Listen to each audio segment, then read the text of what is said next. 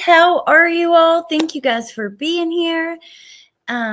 Teacup, I just saw your name and I wanted to tell you, can you send me an email? It reminded me that I wanted to chat with you. If you have a moment, maybe you can email me on the email on the banner. Hello, all you guys. Good to see you.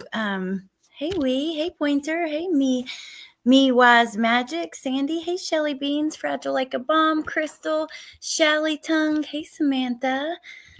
It's been a minute since I've said hi to you guys individually. Hey Diana, Laraya, MK, good to see you girls, Nana, Crystal, hey Kawaii Tosh, DB Bentley, Bogart, Samantha, Crime All the Time, hey Brandy, Jinmar, Neat, good to see you, hey Roxanne, Alicia, Nicole, let's see, preschool granny, and anybody else I missed. Hello, and thank you guys for being here. Okay, so we have a lot to talk about today. We've been, going through all this Wade stuff, and many things have came out that I've wanted to talk about. Also, we're going to start with this. So you guys know, I've mentioned it, I've worked on this timeline, and I know that right now B Crumbs is actually making like a visual timeline, so I can't wait for us to go through that. But let me just explain this, hold on, to you guys and let you see what I'm talking about. So this is available on Patreon for free members. It's pinned at the top. You have to join as a member, but you can be a free member and have access to this. But let's see, I think I have to share my entire screen to show you this. Yes. So let me just show you this really quick, and then we won't go through it all. I just want to explain what you're looking at, and then we're going to get into, plus for people who are newer to the case, this might help kind of running through this really quick. So let me just do it like this so I can see, make sure I'm not muted. I have signal and I can see the chat. Okay, so this timeline was created only by yours truly. Like, I did not grab this from any website or anything else. And I'm really proud of it. And I want to continue to add on it, build on it. Like I said, B Crumbs is making that visual one. I've added things the other day, a couple things. So the timeline starts with 2017 when Stephan and Jen worked together for Stephan's parents. And this information was found in some of the police interviews that were FOIA'd, but for instance, if you go on, you see I have in blue every time all of the dates of alleged abuse from the indictment. That comes from, we didn't read through it here because it was so graphic, but we did talk about it, those 60 charges that when he first got all of those charges before Maddie was even found. And then it goes on. So that started in 2019, according to the indictment in June. Then the timeline goes on to 2020. We have Jen moves in with her mom. They move to Port Charlotte. Then we have Maddie's 11th birthday, which is also one of the dates on the indictment of alleged abuse. Bunch more dates. I've got those in blue, and it's just in order. And I had to write out each one in case we have to go back and add something in between or whatever. We have Stephan moving upstairs in the middle of these, in the middle of all these dates from the alleged abuse. Then we have him moving to Northport. Maddie turns 13, so this is right before the crime. Now, all of this, these texts, this was all taken from the FOIA request, all the police records that have came out.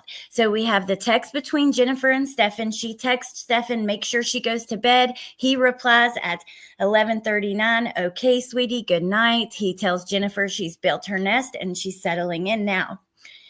Now we know, we don't know exactly when. We know the roommate said she heard some noise around 2, but sometime between bedtime and the next morning, Stephan took Maddie's life. And then I have an excerpt from police report. So this is where we go through, and it has, every step along the way. At 8:10 in the morning, we have him actually at 7 o'clock, 7:30 at the dumpster, throwing away her stuff with a white female wearing a green shirt with her head slumped over to the left. Excuse me, you guys, I can't speak today. Then we go on to following him around at 8:10. He's on John Young Parkway. Maddie is still in the same position in the front seat. We have him going into the carport and moving her. Stephan is seen placing Maddie, who's wearing a green sweatshirt and blue pants, in the trunk of his vehicle. I could actually backspace and make this look a lot better, so I will probably update it as far as that goes, since I just copy and pasted from the timeline. So, but let me continue. We have him at the vape store, the spare tire, when Jennifer's vehicle is seen driving on Highway 192. Then we have Jen going to the school to get Maddie. Maddie's reported missing at 8 p.m. It goes through all of that. So then it goes into, and like I said, you guys will be able to like click these links and so you can see more. I put the interview that Jen does with Fox 35 with the local news with Stephan, and that took place at 10 p.m. Then we have the next day, a massive search for Maddie, and I put the Orange County Sheriff's Twitter, a link to that there. Then we have the press conference. For some reason, looks like that link got messed up. There we go. So like I will go back in and update, or you can just copy and paste that link if you get there before me and you want to see it's pinned at the top of the Patreon right now. Then we have on February 28th at 9:52 p.m., Stephan was arrested on charges unrelated to Maddie's disappearance. In a release, investigators said that detectives discovered disturbing images when they searched his phone. On February 29th, the arrest affidavit was released.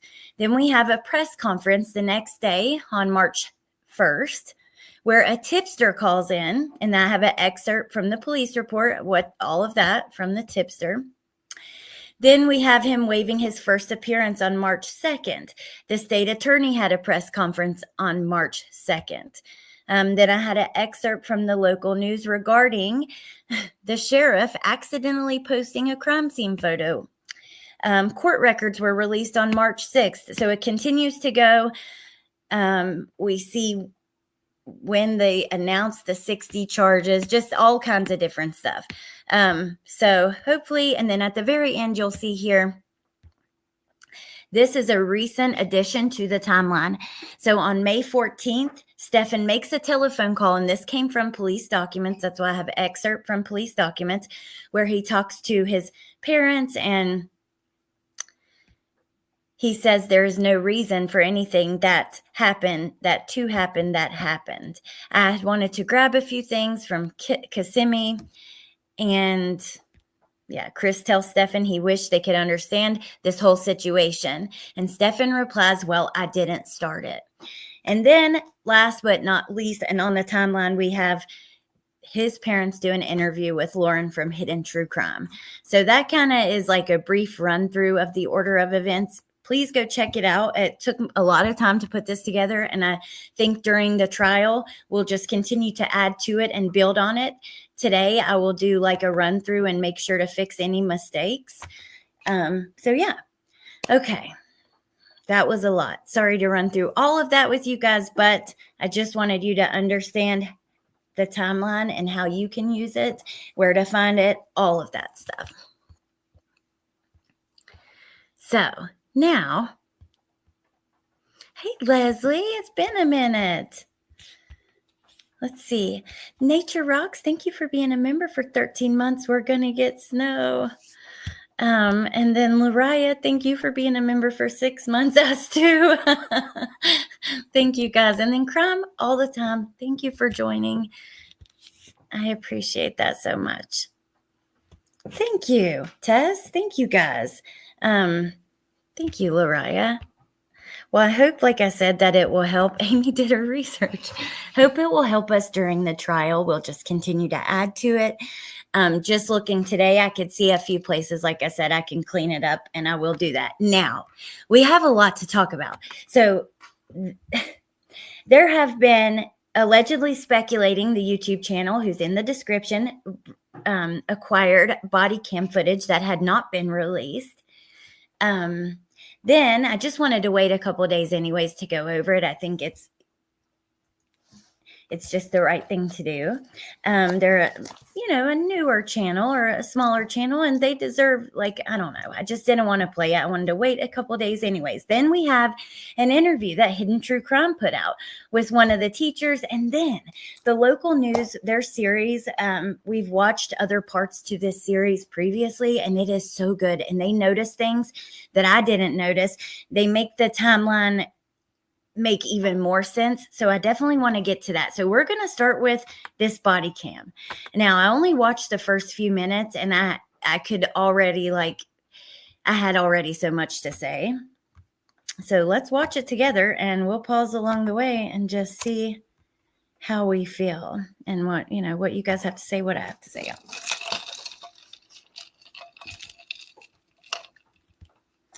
Sub Rosa. So the CSAM trial is in February. It is really soon. And then, hold on, I just screenshot it yesterday because I went in to check. Let me see here.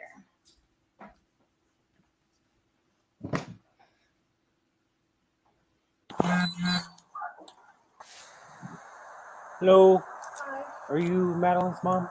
No. No. Are you Madeline's mom? Yes. Did she come home? What's that? Did she come home? No. Okay, so it looks like February 24th, 2025 is the trial date for the sexual battery, and then September 22nd, 2025 for the homicide case. So it's not long. We are really getting close. We got just over a month before the first trial starts. You don't know where she would have gone? No. Did she take anything? Any clothes? Her birthday money is still here. Toothbrush, everything. Okay. So nothing that she took with her and went somewhere else. It's so interesting that he's immediately right up at the door, right? He's just wants to know what's going on. Watch him walk up again. Let me rewind that. What's that? Did she come home? No. You don't know where she would have gone. No. Did she take anything? Any clothes? Oh, you're Her such a birthday creep. money is still here. Toothbrush, everything. Okay. So nothing that she took with her and went somewhere else. Is there any place that you guys think that she would have went? Any friends' houses? The only friend I could have thought was, but I think Orange County PD already went to her house and talked to them. Okay. Nicole says, I tried to follow this case, and it was making me so upset I had to stop. I understand, because it is extremely infuriating. And then, everything that's came out since then, the little poem that he wrote to Maddie, that's basically somewhat of a confession, seeing her little drawings, all those things, they just make it even more emotional. So I can definitely understand that. What's that address? Just so I can make sure they already checked Be there. real. So they're trying to look everywhere they can. Of course. First name is. Okay. Let's see if I still have Google Maps.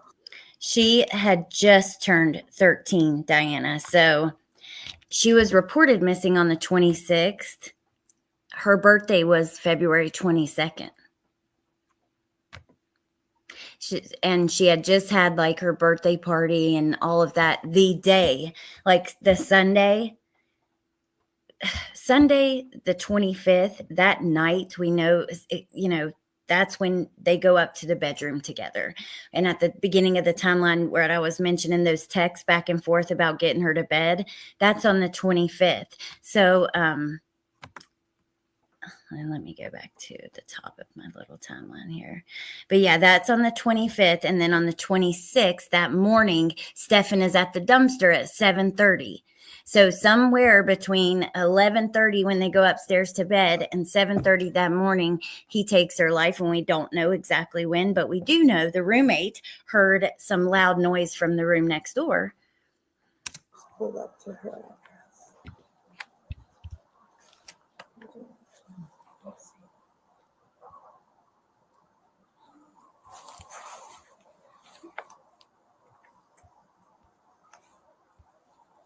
Did she go to school today? No. No. Okay. She was supposed to. She was She supposed was to. dropped off close to school. She wanted to walk the rest of the way because she was embarrassed by his car. Okay. Which is normal for her to ask to be. It's an image. I don't like that. Okay, here's the first. This is where I'm like, okay, I'm annoyed. Jen said it was normal for her to ask. However, we find out going through all the documents and the interviews and stuff, Stephan never took her to school. Jen was the one who took her to school. So what do you mean that was normal? No, you're trying to make it look, she knew that he was the last person with her, and she was trying to make it, she was trying to keep it from looking like it was him. So that's why, she, in the news interview, that I mentioned in the timeline that's linked, that first interview that they do to get people were pointing out his body language in the back and stuff. She was also like trying to keep, she was seen on this footage, just, I think, trying to keep people from being suspicious of him. Bullshit. Don't say that's normal. That she wanted to be dropped off. Yeah, it does sound fishy, doesn't it? Because it is. The fact that he took her to school and all of a sudden she wants to be dropped off away from the school. It's not normal. She never went to school with him. I'm sorry. Let me just. Right. I got Did she go to school today? No. No. Okay. She was supposed to. She was dropped off close to school. She wanted to walk the rest of the way because she was embarrassed by his car. Okay. Which is normal for her to ask to be. It's an image. Right. an image thing. What? Oh, you guys. MK, thank you. That is so freaking nice. Thank you so much. You didn't have to do that. That was super nice. I appreciate that. Thank you.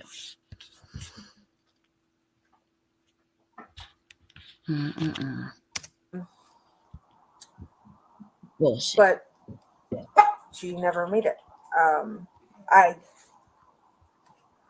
went to the school to pick her up at the end of the day, and she never came outside. I drove away thinking maybe she walked to my mom's office because sometimes she'll do that if I can't pick her up. And my mom's office is less than, what would you say, half a mile away? Yeah, it's pretty close. Something like that. So, Samantha, this is something that, oh my gosh, like, there is just so much that we've went through. Okay, so a lot of people, wonder that. Actually, hang tight, because what I'm going to play after the body cam will give you some answers, because the local news has done this really great investigative series on the case, and they just released like 2 more parts, and they're pointing out some of the things from Mom's interview. It was this comment where she's like, said how afraid she was that their situation was going to turn into a Woody Allen situation. So hang tight, and you will, instead of me even trying to explain, I'll show you some things in just a moment. And then, hey, Lucky Spinster, and hey, Delara. Thanks for showing this body cam. I haven't followed this case. Well, I'm glad that you're here. And check out, if you're new to the case, check out that timeline that I'm mentioning to you guys. I think it will help so much. It tells the story, and I pulled pieces from both of the local news timelines, all the police documents we've gotten from FOIA requests and other creators have also gotten, and her audio interviews with police. Like, that's where I learned when they met, where they worked, how they worked, all that stuff. Hey, Lips, good to see you. Pink Pixie just standing there. I know. Okay. Hey, J Rose. Now I'm going to try to quit pausing so we can get to the other stuff we want to say. She would get there. School ends at 4:04. She would get there by 4:35, the latest. She never got there by 4:35. I started driving around. I went back to the school. The school was closed. Most of the stream, she could maybe walk to her grandma's house, but that's a lot further. When the school was closed, I realized something was wrong. I called and I said, "Hey, did you see Maddie today? Or is she with you? Because I can't find her." And she said, "No, she never made it to first or second period." And I said, "What do you mean? I dropped her off at school." And she's like, "She never made it to school." And I said, "Can you please check with the rest of your..."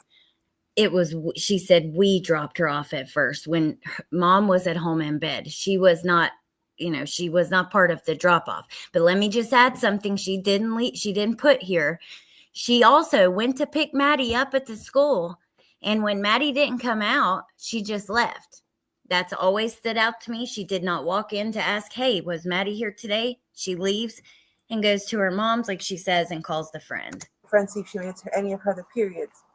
At this point, I messaged her teachers directly, and I asked if any of them saw her. 2 of them responded to me. One of them told me she didn't make it to his period, and he also checked her attendance for the rest of the day. She never made it to any of her periods. This is when I knew something was truly wrong, because she was dropped off by him close to the school. She should have made it to school. At that point, that's when I called 911. This was around 4:35, 4:40. Police did not show up till 7:30, I want to say. Up in Orange County? Up in Orange County. Okay. And then at that point, that's when all the questions started happening. And then he took them to where he dropped her off. Someone in an outfit she was wearing sit in their parking lot for a little bit, like take a break from her walk, because she was early for school, and then get up and then leave towards the school. That's as far as I know. Okay. But yeah. Okay. Were you able to find his address? No, you're fine. I know you guys got a lot going on.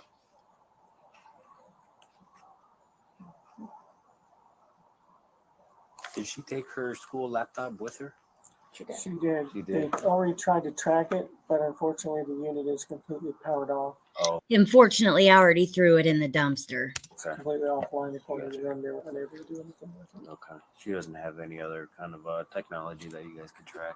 I'm sure you guys already No checked text, that. no nothing. She Normally accidentally, she has her phone, but she left it at home. and that is normal for her. She's got ADHD. She's very forgetful. Okay.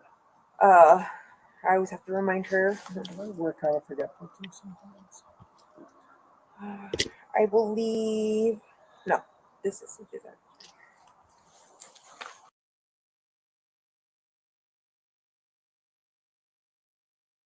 Good question, analytical one. Why not invite the officer in? I think we'll go about halfway through, and I'll take you to the news things I want to show you, and then we'll come back. If you guys It will help it make more sense for people that have a lot of questions.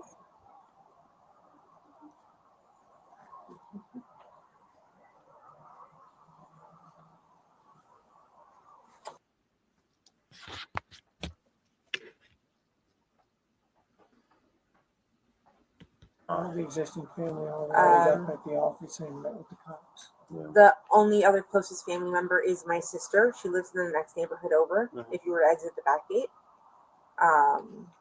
next door, right over here? Yeah. Okay. So if you exit the back gate, the first neighborhood to your left, at East Hope Plantation. She lives in there. Okay. But yeah, she was in the office helping me with the police, and she was the one who actually went through her phone and her messages and was trying to see if there was anything weird. Yeah. We didn't see anything too weird. Nothing weird. You guys haven't had any recent arguments? Recently, no. Apparently, on February 2nd, she sent a few messages to a friend stating that she would run away. But it must have been after. From the messages, we must have been arguing, or I must have said something that upset her because she was very upset in her texting with her friend. But do you guys still have those? Or no? Yeah. I'm curious, did you go through the messages with Stephan? Because here's the thing. We heard the police told him in one of the first interviews with him that, is it normal for you guys to talk so much? Is it normal for you to talk so late, even on a school night? Like, Mom, did you know they were talking like that? Maybe, but. Okay, so we're going to pause here. This is the best way I can help this make sense for people. We're going to come over to, this is something else I wanted to play, and then we'll come back to the body cam. Because this is going to explain the Woody Allen situation in the second part, just so much. And it's very good, well put together. And they've made me realize so many things I didn't realize before, just like doing my own research. So, okay. All right. Well, good afternoon. So thank you for being here. 2 days after Madeline Soto failed to show up at school, authorities held their first news conference. This is every parent's worst nightmare. That news conference was held here at the Orange County Sheriff's Central Operations Center. Now, unbeknownst to the reporters who were gathered inside, 2 key witnesses were also in this building that day being questioned by detectives. Would you like water? I'm okay for now, thank you. Okay. In one room, Stephan Stearns. In a separate room, Madeline's mother, Jennifer Soto. They're very similar. They're both very childish.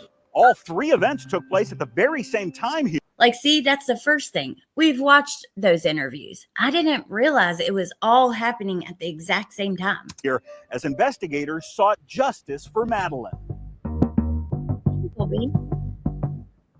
Anytime we have like a missing juvenile, we certainly look at everyone that has contact with that juvenile. While Orange County Sheriff John Mina was speaking to reporters, Stearns voluntarily waited in this interrogation room, puffing on a vape pen and attempting to set up his brand new cell phone.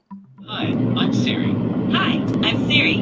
Hi, I'm Siri. Stearns' original cell phone had been seized by detectives the previous day. That phone contained photos and videos of Stearns sexually molesting Madeline, according. And let me just remind you guys, if you didn't know, when, police start to ask questions when Maddie goes missing, he tells them that, he accidentally did a factory reset on his phone twice on accident. He just accidentally pressed a button and boom, next thing you know, everything's gone, reset.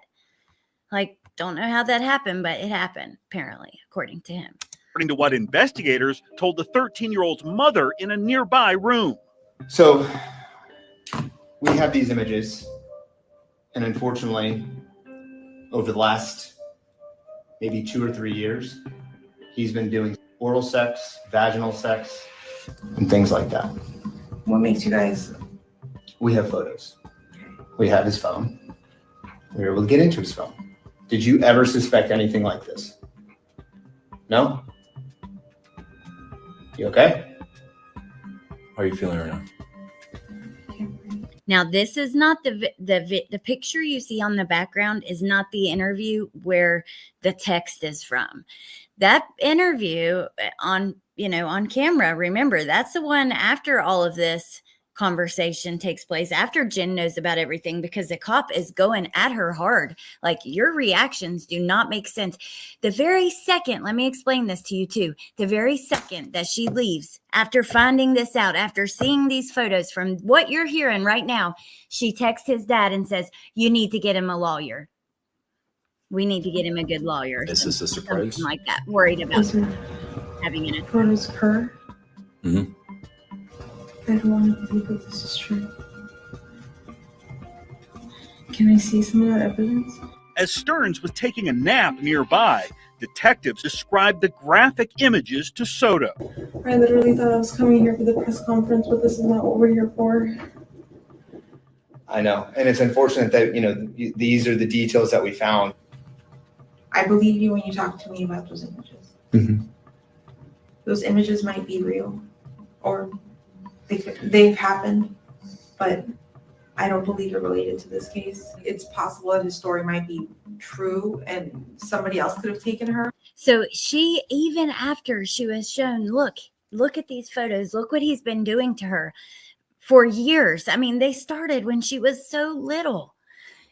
After she's told about this, she still believes he's not the one responsible for her being missing. She can still sit there and say, it's possible that his story might be true and somebody else could have taken her. I don't know. It's just denial, I guess, but it is so frustrating to like consume this and understand the way this all went down. Like, I'm just thinking, like, what if we're focusing, like, okay, the sex things happened, right? But what if that's completely a side thing and not having to do with this, like her missing? At Soto's request, detectives agreed to let her see one of the photos allegedly recovered from Stearns' cell phone of Madeline being abused. Stearns' face could not be seen in the image. Is he being placed under arrest because of those pictures? Yeah, we haven't made that determination yet. So what do you think should happen to Stephan? I'm afraid to say press charges, but what else? She could not decide, and this is, there was more to this, more of this rather. She could not decide if it was up to her if she should press charges. Not realizing it's not up to you, lady. You don't have a damn say-so. Sorry. But I guess, you know, they kind of played into making her think that it could be up to her. What do you think should happen? They're trying to figure out, did she know about this? Her reactions are just so strange. Couldn't decide. Ugh. There's a side of me that wants to say he's innocent, that this isn't happened, but who else's penis could that be? She's not left alone with anyone else. And why would they be on his phone? Yeah, why would they be on his phone? Yeah. Oh God, I'm getting. Can I make one decision now and change my mind later? If I decide not to press charges now, could I change my mind and press charges later? It's a lot to digest. See, I'm glad they put that in there. Put it more of that in there, because she literally, we even see her having conversations with her ex-husband about if she should. Stephan. Oh. How you doing, sir? Bad day for you today, buddy. That's okay. Didn't mean to wake you up. Investigators do not believe Stearns got much sleep before this interview. Early that same morning, detectives say Stearns was caught on camera making a mysterious 6-hour drive from the Orlando area to his parents' home in Northport. While there, authorities believe he logged into his family's Wi-Fi and unsuccessfully tried to destroy the sexually explicit images from his Google account. Mm-hmm. You have the right to remain. Also, just a side note, because in case they don't put it in, he also tried to log into his Google account from Jen's phone while they were searching the house. I guess to try to delete the photos from his account.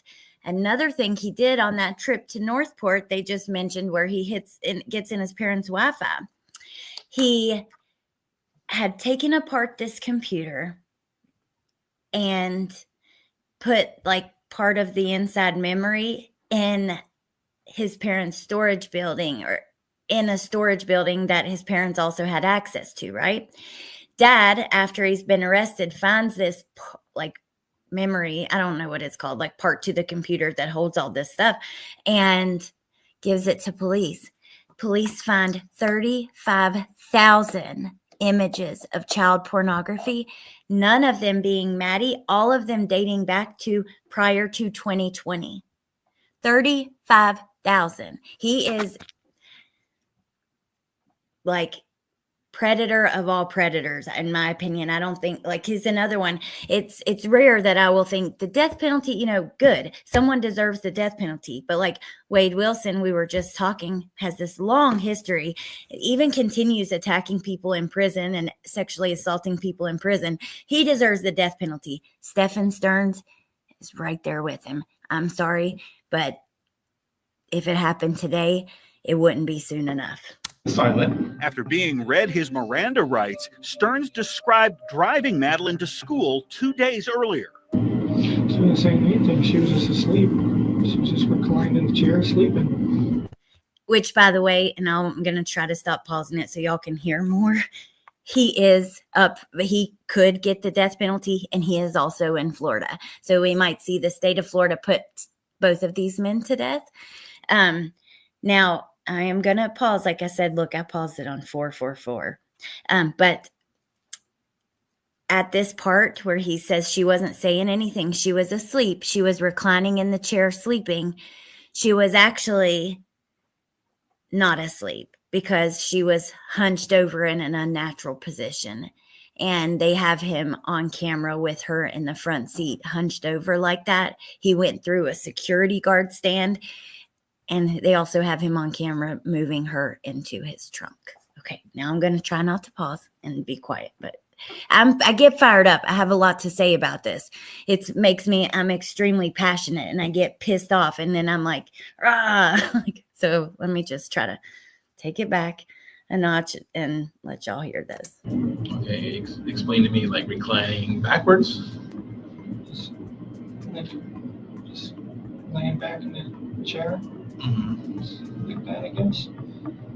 Detectives say photos captured by traffic cameras appear to show Madeline dead in the passenger seat of the car as Stearns drove around the Kissimmee area in the opposite direction of Madeline's school. Do you have any idea where she may be? No. None whatsoever. Detectives then questioned Stearns about his cell phone. What do you think was on the phone? Text messages. Emails. Good stuff. Pictures? Oh, yeah. What kind of pictures were on there? Training card pictures. Lightsaber pictures. Disney pictures. So do you want to add to the list of pictures?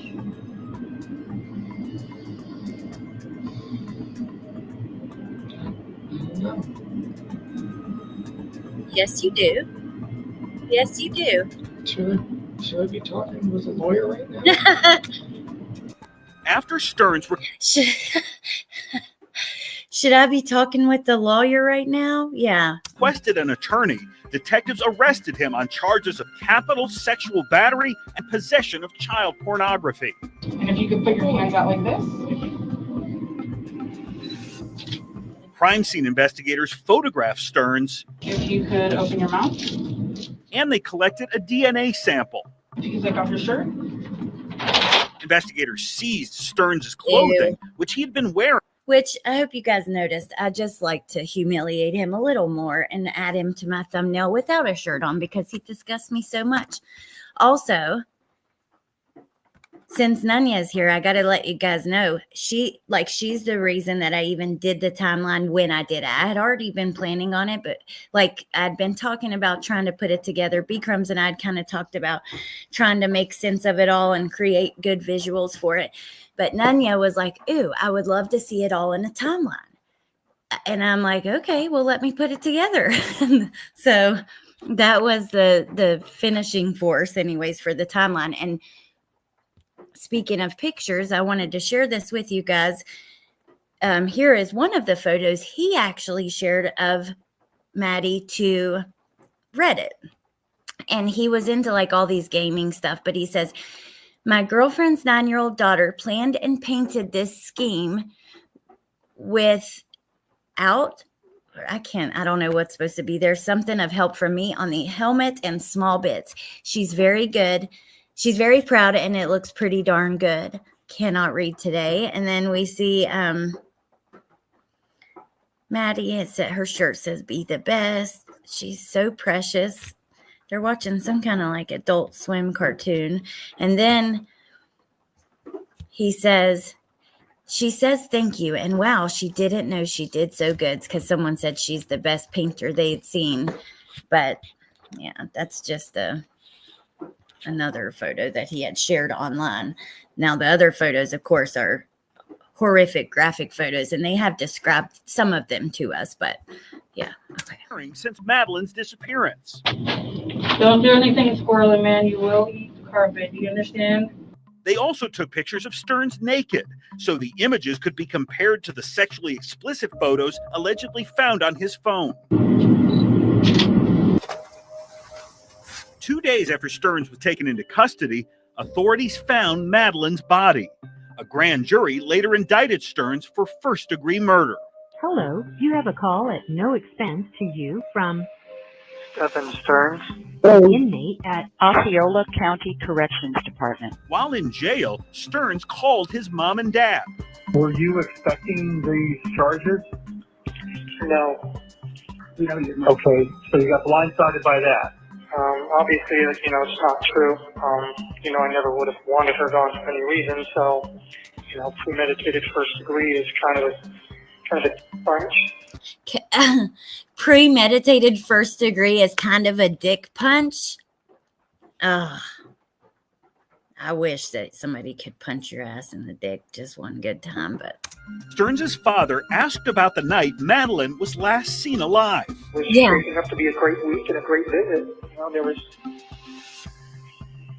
There's no reason for anything it happened, that happened. We're at a loss for understanding how all this came about. I mean, we're just totally baffled. And this is if you remember when we looked at the timeline at the beginning of the live, I had quoted this conversation. Like I just copy and pasted from the police report, and whatever they had said, I put in it. But you cannot tell me he was blindsided by being arrested. Well, I didn't start it. I didn't start it. Oh God. How all this came about. I mean, we're just totally baffled. Well, I didn't start it. What? Well, you didn't start it, but you participated in it, which is just as bad as not starting it. Thank you, Dad. Thank you, Dad. Somebody at least told. Well, I didn't start it. So what? And I'm sorry. I've always thought that this was kind of him blaming Maddie in a way, which disgusts me, pisses me off, and I don't believe it. Actually, I know it's not true because I've looked at the files. They've released hundreds and hundreds of pages, and I remember, and I've showed you guys, they specifically talk about one video where Maddie's really little and she's watching cartoons on the phone or something, and he's like, "If you don't lick this," talking about his penis, "no more cartoons. So don't you dare. Don't you dare." And thank God his dad, you didn't start it, but you participated in it, which is just as bad as not starting it. What do you mean? Well, I didn't start it. What are you, 8? She hit me first. Whatever. Oh, just after Stephan Stearns was escorted out of this door here at the sheriff's office in handcuffs, Jennifer Soto was allowed to leave out a side door and spent the night with family. But investigators were clearly suspicious of the mother and dragged her back in for questioning 2 more times. Now, we are going to watch the next part as well before we get back to our body cam because it's just too good. I have it linked in. I don't know. Did I link the news one? I don't think so, actually. I think because I thought we were going over the body cam in the interview and I had forgotten about this. I will link this in the description when we're done, and I'm going to drop the link again in the chat when we get to the next video in about 30 seconds. But you have not shown me one bit that you prioritize her over him. And that sucks. That's next on Justice for Madeline. Yeah. Okay. This is my favorite part. This is where she gets confronted by, what's his name? Nick, I think it is. He's really good. So let's hear this. With all kinds of people still. Here's the link, guys. Jennifer Soto arrives at the Orange County Sheriff's Office for another round of questioning, 4 days after her daughter Madeline vanished, and 2 days after her boyfriend, Stephan Stearns, was arrested for sexually molesting the teen. You want me to go through the whole timeline? Yeah, we'll start with Sunday. Take me through Sunday. Okay, so hey, you guys. By that point, Jennifer Soto had been questioned by detectives at least 7 separate times. Her story remained mostly the same each time she told it, but detectives say they noted several inconsistencies as they sought justice for Madeline. Imagine that. All right, let's see. White Crocs. White Crocs. Either blue or black pants. I think black shorts. Black shorts? Yeah. Black shorts. Okay. Okay, so this is from body cam at Jen's mom's place of work, okay? And this is where they first talked to police before the body cam we're watching today. And you actually just heard Jen, when we were watching that, talk about my sister was at my mom's place with me. That's here, and that's her sister behind her in this freeze frame, okay? During this, she's asked, what was she wearing? And he explains what she was wearing. We know he's the one who took her, okay? Jen corrects him and tells them something that she wasn't even wearing, even though Jen admits later that she didn't see Maddie that morning. And what Stephan was saying that she was wearing is what she was wearing. She was wearing jeans and a green shirt. And I know for sure because the sheriff accidentally posted a photo of her disposed in the woods. You couldn't see her, but you could see the back of her jeans and her green shirt. So it's just frustrating. And the Crocs, we know one was in the dumpster and one was in her mother's room. Okay, now let me keep playing it. On the night Soto reported her daughter missing, the mother wrote out this statement for police. It says around 8 a.m. she saw Madeline getting ready for school. Soto swore the statement was true, but in later police interviews, Soto said she never actually saw her daughter that morning. B. Crumbs, remember we talked about that written statement? There it is. I was handed this form, and I'm like, where do I start? What do I write? And somebody said, tell them what you saw. And so I started with I saw. Yeah. And then I wrote out what I wrote out. Oh, please. But it wasn't until later I was like, wait, I didn't see her. I assumed that I saw her. I assumed that I heard her, but I didn't. Soto now insists she last saw Madeline the prior evening as the 13-year-old went upstairs to sleep in the same bedroom with Stearns. So the living situation with them, I'll be honest, seems weird.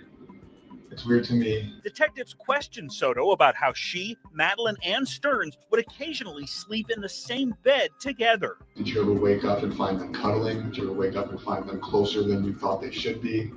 They would snuggle, yeah. Okay. But we all snuggle. I didn't think that was abnormal. Okay. So let me just say, if you have a 13-year-old daughter, like, I don't know. I just think this is something we should know. I don't even have a daughter, but I have nieces and stuff, and I can guarantee you one thing.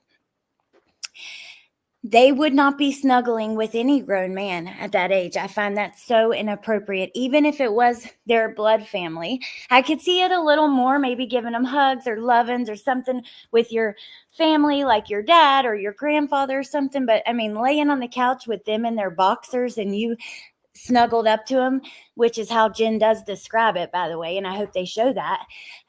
No.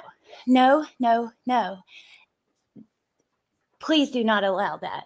All that does is give people these adults who do have attraction to children, more of an opportunity. And even if you think you know the adult, it doesn't matter. It's just not a good idea, in my opinion. I can't see how she couldn't see that, but they would snuggle, sometimes him being in his boxers. You would wake up and she'd be in the nook of his arm, essentially in a cuddling position.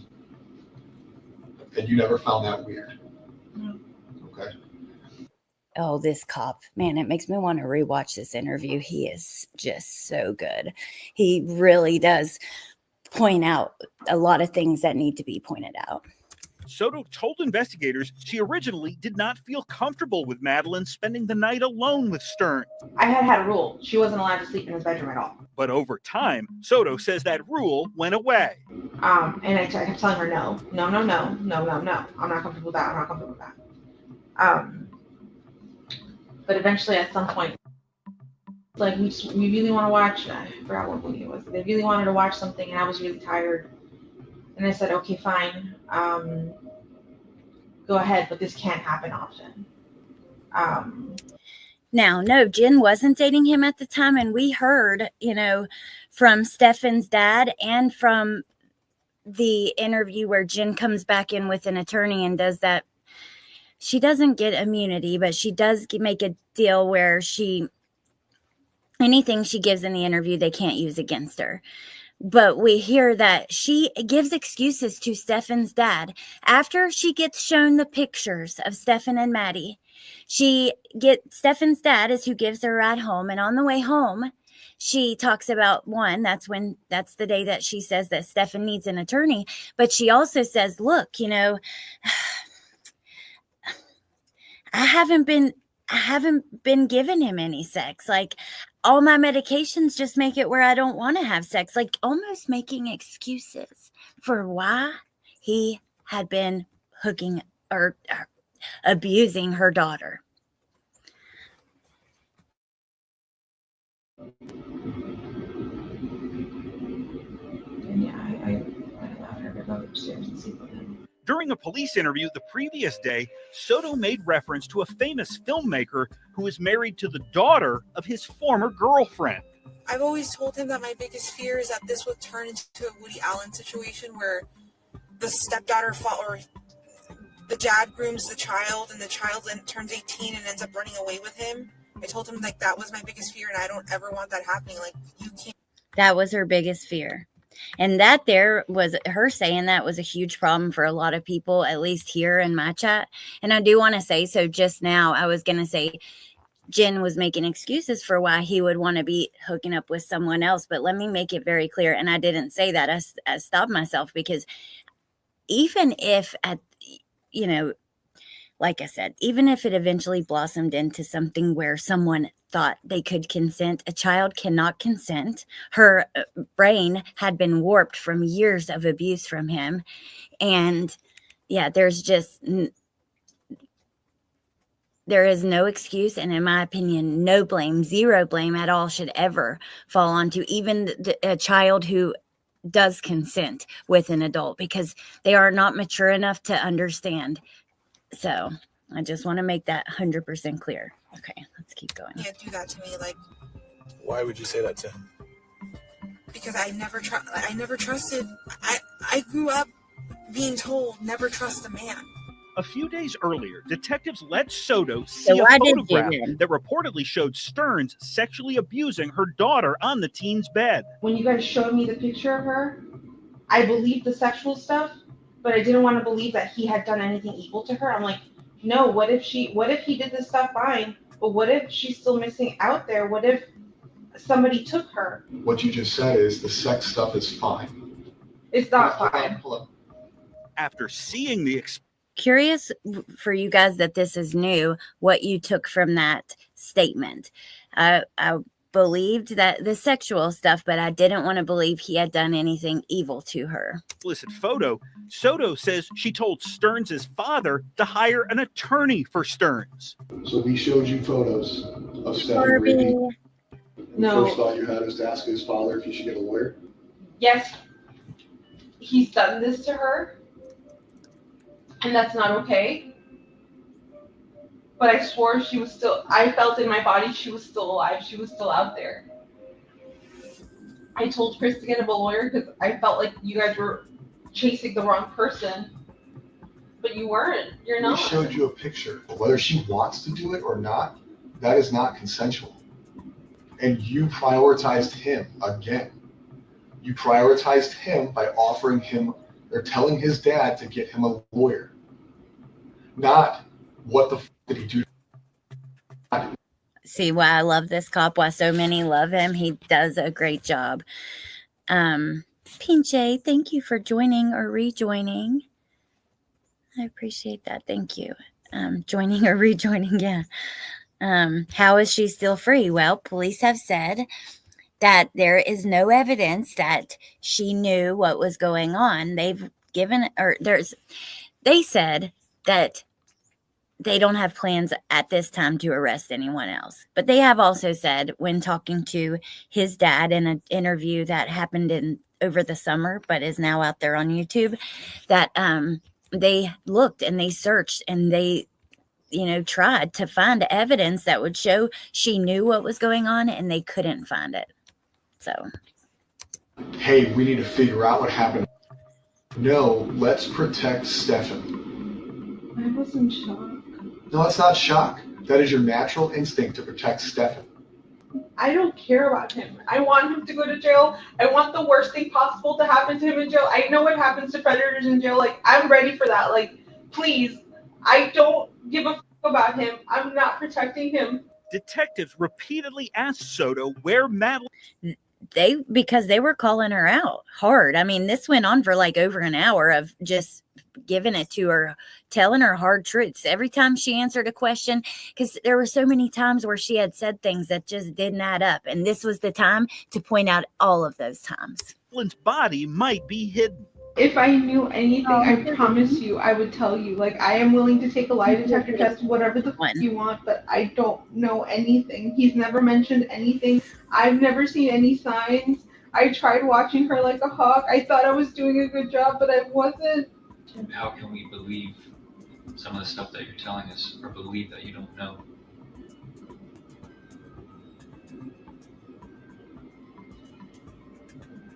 I don't know how to say it. I mean, I guess I'm stupid and gullible and very trustworthy, but I didn't think he'd be the type to do anything like this. During this nearly 3-hour interrogation, Soto provided no details that would help authorities locate Madeline. People get found. Sometimes it's quick, sometimes it's not quick. I'm hoping this situation is today, tomorrow, Sunday. She was found this day. But we will find her. Pretty sure.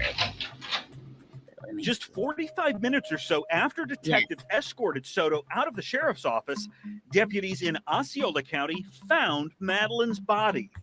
But even though the missing teen had finally been located, investigators still had questions for her mom. During one final interview at the state attorney's office the following month, Jennifer Soto was given a form of immunity whereby nothing she said could be used against her. The mother insisted she knew nothing about how her daughter died. She was given derivative use immunity is what it's called, by the way. And that only means that nothing from that particular interview could be used against her. So, yeah. DB Bentley, oh my gosh, thank you. That is so sweet of you and very generous. Thank you so much for the super sticker. And then Samantha, you gifted 5 memberships. Thank you. You guys are way too good to me. Thank you. I appreciate that. And welcome to the new members. And Grandma Sherry, thank you for being a member for 8 months. Thank you guys, all of you. I appreciate you. Thank you all for just being here. Okay, so now we're going to go back to the body cam. But I want you to remember, all of what we just heard as we watch this body cam. And then as we wrap things up with this interview that Hidden True Crime put out, their video is good because they, like the whole time the interview is playing, they insert pictures from the case file that police have released in the FOIA request. And in this interview, it's quick, it's like 10 minutes, but it's with another teacher. We have seen several teachers already and friends that have really shown us a lot of red flags that weren't picked up on. She's always sad. She's crying a lot. She's depressed. She's missing a lot of school. She's making really terrible grades, those kind of things. So, all right, maybe actually we should do that first and end with the body cam since it's the longer thing. Yeah, that's how we'll do this. So this is in the description, you guys. And of course, we'll pause along the way. Hidden True Crime, this channel is in the description. They are the channel who did the interview with his parents too. They have some good stuff. East Coast Beauty. I appreciate you guys. Thank you for being a member for 3 months. Okay. Thursday, February 29th, 13:53 hours. This is Detective Francis Hunt for OCSO case 24-011313. Can you state your full name? Linda Madeline Rasmussen. How do you spell your last name? R-A-S. Surprised that wasn't redacted, but I suppose because they're a witness. Do you mind if I get just a little bit closer to you? So that thank you. Cool. And the phone sometimes doesn't pick everything up. Cool. So, what's your role here? 7th grade. I also teach Eagle Express in the morning tutoring. Okay. And for how long have you worked here? This is my 8th year. These are all photos from the house. Oh, were you a teacher before? Okay. Sometimes it gets like that, right? How long have you been a teacher for? My 8th, 9th year. I work for OCPS now well over 15. Okay. I started out as a substitute teacher, then I became a physical education para. This looks like bedroom number 4, which is where Stephan slept and where this took place.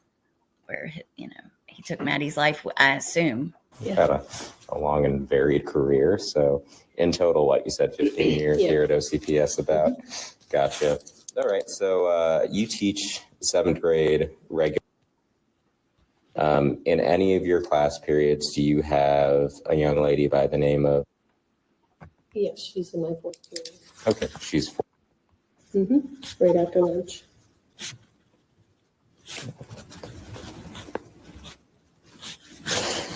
Now this Got it. And about what time is that? From the car. And there's been some speculation because we know that Maddie was in that front seat, kind of hunched over unnaturally in the video footage that has been mentioned so much in the police documents and stuff. But his parents also used this car as like a dog taxi. They, I don't know if they're groomers, breeders. They have something to do with these dogs. So that could be why. On a regular day, it is 12:38 after the recharge till about 1:30. Got it. So how is this your first year? See, there's a yes. Got it. So you've known her for what, 7-ish months now? Okay. And can you, as someone who's known her for about 7 months, can you tell me a little bit about her? Like, describe her to me. She's very on and off, very quiet, Okay. very chatty with some of the girls. I mentioned to Ms. McCottom the specific girls she chose. And of course, as a teacher, you separate them. Yes. And then you think you're picking on them, but kind of where she would zone out a lot. Okay. To where I'd have to redirect, hey, are you taking your notes? Do you need any help? Gotcha. What's her behavior like? This last week, well, prior to her, she was a bit flippant, a bit rolling the eyes. Okay. And normally she's just really quiet, reserved, keeping to herself. But she seemed to get a little bit of an attitude, but not, she wouldn't disrespect me. Just, you get the students that roll their eyes and it's like, okay. That's interesting to me because I had not heard that at all. She's a teenager. I think that's pretty normal. But all we had heard from the other teachers and stuff were she's absent a lot. She's asleep a lot in class. She's not making good grades. She's sad a lot. We heard from counselors, like she's depressed. She's drawing these pictures that are concerning. We know that if Jen was paying attention, she would have seen some very concerning pictures, which I'm not going to put out on the channel, but she was basically drawing graphic sexual stuff. So there were a lot of signs that were missed. Okay. You're not liking me moving you here, that's okay, I get that. Was there anything in particular that was like, I guess, agitating her that you can remember? She didn't seem agitated unless you spoke to her directly, or if I reminded her you need to be taking your notes or stuff like that. So normal stuff. It's Yeah. just this last week, she's been responding. Correct. Just different with more attitude. Mhm. Is that, I guess it's not common of her from the way you're describing. No, she's normally quiet. Like I said, she's normally quiet.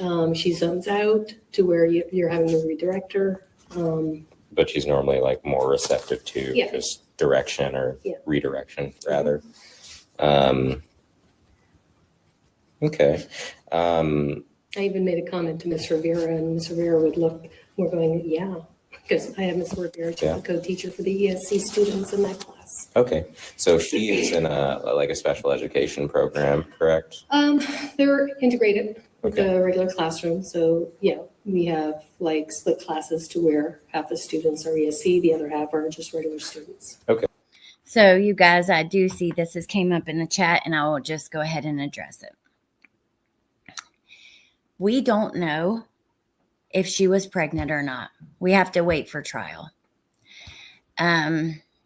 We have never gotten an answer definitively one way or the other, but we have heard it come up in interviews multiple times with the police confronting Jen about her not having her period and Jen not noticing she had to buy tampons in February and things like that. It came up with a friend.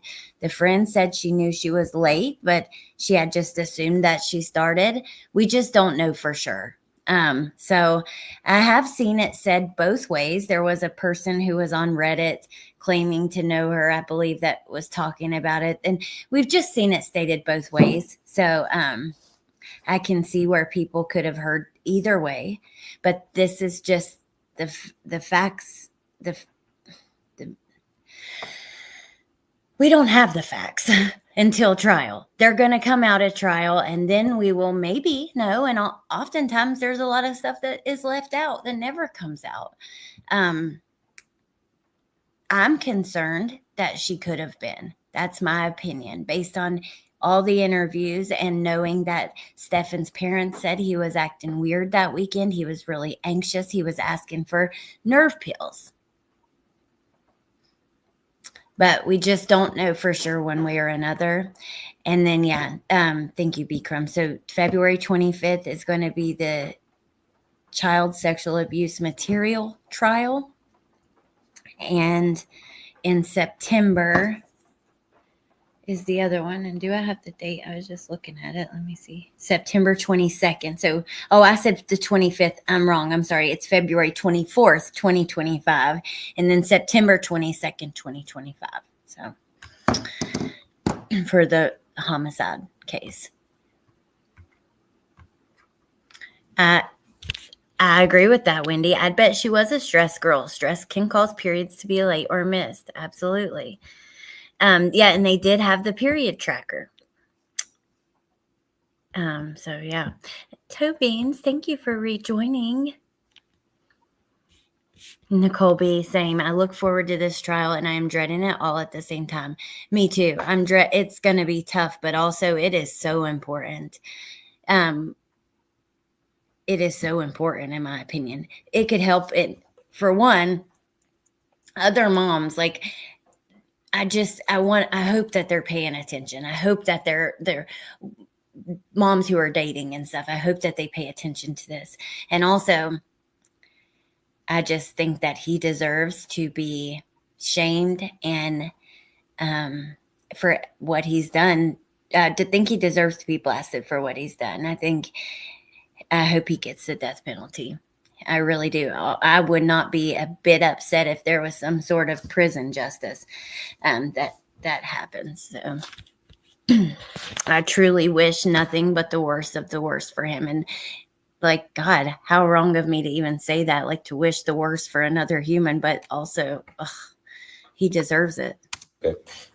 Is she diagnosed with like a learning disability, or does she have trouble?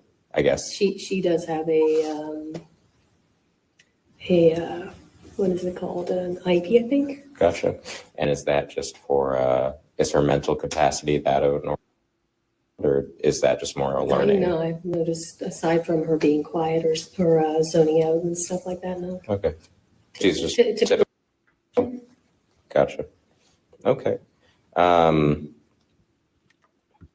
I guess, is there anything that you have noticed in the past few weeks or months that would have led to a change in her behavior this past week that you can think of? I've been racking my brain on that, thinking, Well, that's fine if not. Aside from this past week, I mean, to where she was more attitude, I guess, but no. And then the past week, she had more of an attitude. I'm thinking, oh my God, was she quiet because something was happening, or Well, I mean, yeah, that's kind of the reason that we wanted to come out and talk, is just because you all have seen her more than we have. You know more about her than we do. She interacts with other students. Like I said, the girls go together and do their little talks and whatnot. Have you ever seen her act in a way that you would describe as, I guess I know she's normally quiet, but would you describe that as like sad or depressed or anxious, or is there any negative emotion that you would associate with the way she acts? On a couple of occasions, she would request to go to the counselor. Okay. She was sad. Gotcha. How often was that? And we've heard from the counselor. Not a huge amount of times. I mean, maybe in the time that I've had her, speed it up to 1.25. 3-4 times to her. Okay. If I would redirect or whatnot, she would shut down and get upset. And I would ask her, do you need to go see the counselor? And she said yes. Did she ever say like what she was upset about at that point in time, or? No. Okay. So as far as your observations of her daily behavior, if I'm understanding you right, it doesn't sound as though you would describe anything that she did as particularly sad or depressed, other than the times that she said she was upset and she wanted to go see the counselor. And when she did, she didn't necessarily give a reason. It was just not feeling great. But that was less than 5 times in the past 7 months. Yeah. Okay. And not, I don't think it was in the recent, I'm trying to think. I think that was prior to the holiday break. So not even all that recently. How are her grades in your class? Currently she's failing. Okay. She's not turning in work. Okay. Even classwork that she does in class, she doesn't turn it in. She's not turning in work and failing. More red No. flags, you know. It's typical for a lot of the students, like, hey, you got to turn in your work. Okay, we've got 2 weeks left in the quarter, and then they start pushing them in. But yeah, Has she always been that way since starting her class, or is that more of a recent shift? more of a, she's doing it more than what she used to do it. Okay. And has that been like a gradually progressive, she's turning in Getting less it and worse, less yeah. and less? Or has there been like a definitive shift of, she Turning was it doing in. okay and then all of a sudden she wasn't? She's been like borderline to where I'm not sure if it's because of the IP or not, but if I give her a test, I'd have to redirect her. You need to focus on your test. It takes on longer than typical 7th grade student to do that. But recently she's not been turning in anything. And has she ever expressed wanting to hurt anyone else or hurt herself? Or I know you would have reported it, if she had said something, but has she ever said anything that indicated to you that that's something she thinks about? Harming anyone else or harming herself? Oh, no. She's never verbally said anything. And does she argue with the other students at all? No. Okay. Sounds like a pretty easygoing kid for the most part, to be honest. Let's see what else we got here. I guess in the times that you have had her, have you ever seen anything that's made you concerned for anything happening at home with either anyone else? No, nothing aside from, just a quiet student. Okay. But she's never talked about home life being uncomfortable or Not to me. expressed or acted in any way that would indicate to you she was being abused or harmed. Have you ever had any? I'm trying to think. Maybe at one of the IP meetings. Depends on Harley, let me double check that because the other side. I bet. Not through talking points. I know to do makeup tests, makeup work, or whatnot. Sure. So yeah, that's about it. Nothing one-on-one. It doesn't sound like anything stands out as far as conversations No, with it's mom. just typical conversations with parents. Gotcha. I love the app talking phone. It goes straight to the Oh yeah. text. Oh yeah. Well, I'm sure before talking point, But you aside- remember PTA meetings. Oh and yeah. all sorts of And stuff. not only that, just emails, like respond to the email, but no, just back and forth. Hey, they're missing this. It's coming to the end of the quarter. Other than that, nothing. Okay. No. So no, she had not been found at this time. This was February 29th. Text or send a talking point message Monday evening saying, was she in class today? Responded, no, she was not. Okay. Before you go today, would you be able to print out any messages that if you're able to, and then give them to? I can do that. And then So one day before she's found. She was found March 1st. them to me before I go. Absolutely. Thank you. I appreciate that. Sorry, I was in PLC. That's why my computer. It's okay. I'm sorry to interrupt your day like No, this. it's I know okay. you're No, doing I a lot. just- It's heart-wrenching. Is there anything else important that, as someone who's known her for several months, you think that will help me or help us? The only thing I have are our math books. Okay. That she takes her notes in. That's about it. Okay. Would you mind giving those to? Okay, so let's go back to this body cam footage. Now, this body cam footage is from the 27th. So the day after she was reported missing.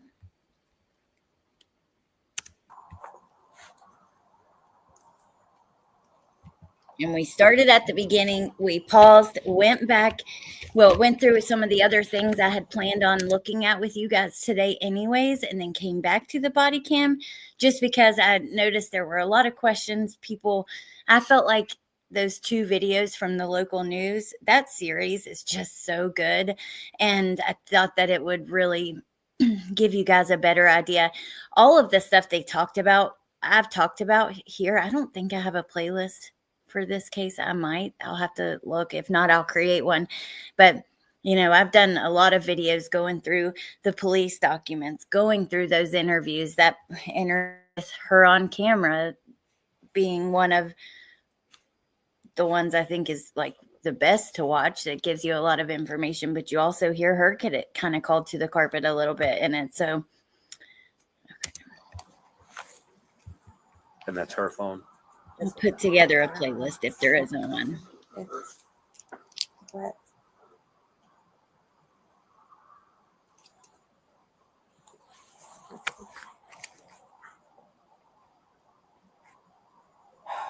Do you remember who Starts with an S. No, I'm just trying to see. It's I get that, meow. They're tough. yeah, this is Savannah. Okay, this is her. Well, Brenda, thanks for being here.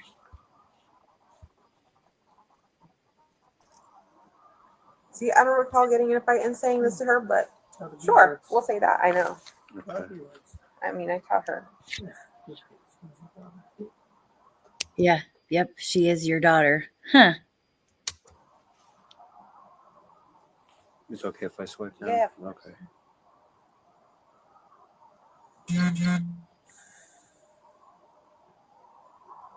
Oh, I wish I could read that.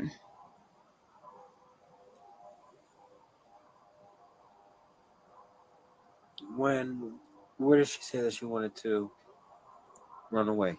Did I just miss it? Something about she can't wait till she's 13 and she's out of here. Something about she can't wait till she's 13, then she's out of here. Stephan, go away. This is not, it's none of your business. I'm You not don't sure need your where. input.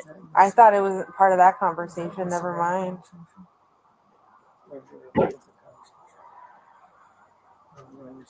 Her cousin's out. Do you guys remember what she said? Did she say she let me- wanted The to gist run of away? it was she was mad at her mom and she got late, turned 13 and like she was literally Run just away gonna to the run away woods. to the woods. That's what Okay, she so said. what we could try and do, That was the gist of search. If you remember what she said, you could try and type that in and it'll. So if she said run away to the woods. Yep. 284 Patrol. No, that's Sage. 340. We're talking about growing up and living in the woods. But that's not it. Okay, let's try running away. Yeah.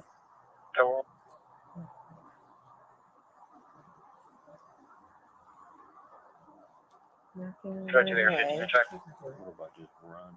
Run. So, run away. 13.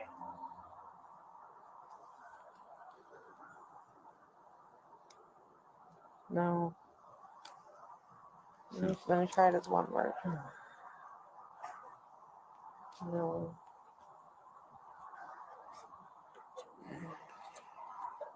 Let me ask my sister who actually went through her phone. Okay.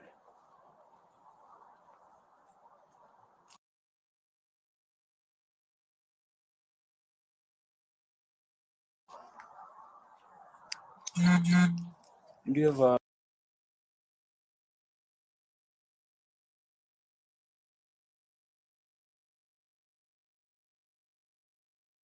recent pictures? Yeah, I can give you a few. You airdrop too if you like. No, I just wanted to see it just so I know who I'm looking for. I know Orange County, they already have pictures.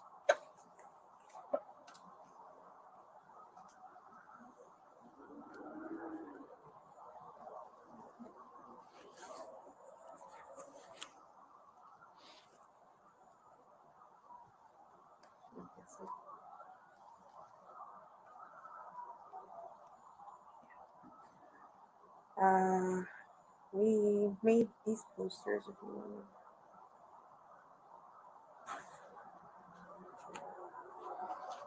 This is what you're looking for. Okay. Would you be able to text that to my phone? Which one is the best recent picture? The most recent was this one. Okay. Do you wanna? I can. They're all very much her. Okay.